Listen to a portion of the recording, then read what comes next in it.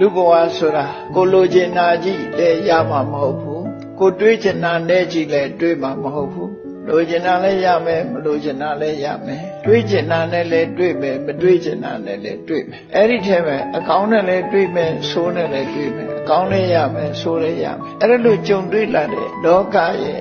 သဘာဝလောကဓာတ်မုန်တိုင်းနဲ့တွေ့တဲ့အခါမှာကိုယ်စိတ်ဟာရိမ့်ရိုင်ခြင်းဆိုတာမဖြစ်ဖို့ရအတွက်လေ့ကျင့်တာဟာစိတ်အလှပကိုတစားဆင်ပေးတာနဲ့အလားတူလှပအောင်ပြင်ထားတဲ့စိတ်ကလေးကိုကြံ့ခိုင်အောင်ထပ်မှတ်ပြီးတော့ပညာမှာစိတ်ထက်ကြံ့ခိုင်သွားပြီဆိုတဲ့ပုဂ္ဂိုလ်ယဟနာပုဂ္ဂိုလ်လို့ခေါ်တာပဲနော်ယဟနာဖြစ်သွားပြီဆိုရင်စိတ်ဓာတ်ကြံ့ခိုင်သွားပြီယဟနာမဖြစ်သေးတော့လည်းပဲမိမိစိတ်ဓာတ်ကြံ့ခိုင်အောင်ပြင်ဖို့အရေးကြီးတယ် Yeah, Odo. See the way you day on top, that's your small bike. It'll give my heart one kind sweet feeling I like. With the white powder on your face, you they shine. Just to watch you grow, this happiness is mine. It be the simple things you do. It be the simple things you do. Sure. သာဓကတွေကရတဲ့သင်္ကန်းစာတွေနဲ့တိုင်းပြည်ကိုရှေ့ဆောင်ရှေ့ရွက်လောက်ကြတယ်ဆောင်ရွက်လောက်ကင်သွားကြလို့ပြည်တော်စုမြန်မာနိုင်ငံတော်ဆိုတာခဏခေတ်ထီအောင်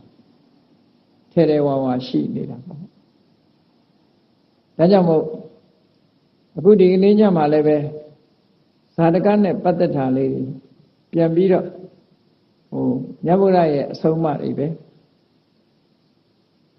သာဓကဒေသနာမှမြတ်ဗုဒ္ဓရဲ့အဆုံးအမများ50ဇတ်တွေထဲမှာဇတ်ကောင်ကပြောသွားတဲ့စကားတွေလို့ဆိုရင်ပဲမြတ်ဗုဒ္ဓရဲ့အဆုံးအမတွေပဲဗုဒ္ဓရဲ့အဆုံးအမတွေဟာလောကမှာကြီးပွားရေးမျက်မှောက်ဘဝကြီးပွားရေးတံပရာယိကလို့ဆိုတဲ့နောင်ဘဝကြီးပွားရေးတိုးတက်ရေးကောင်းကျိုးချမ်းသာတွေရရှိရေးညွှန်ပြထားတဲ့အဆုံးအမတွေဒါဖြစ်တယ်ပေါ့ယူတတ်မယ်ကျင့်တတ်မယ်ဆိုလို့ရှိရင်တော့မြတ်စွာဘုရားရဲ့အဆုံးအမတွေအားလုံးခေတ်မှာမတိမ်ငေါပဲနဲ့ဘယ်လူမှုရေးအတိုင်းဝိုင်းမှာပဲဖြစ်ဖြစ်အရင်ကြကြစိတ်ဓာတ်ယဉ်ကျေးမှုကိုအခြေခံဟောထားတာဖြစ်သောကြောင့်ဓမ္မတမိုးရှိတယ်ဓမ္မတမိုးရှိတယ်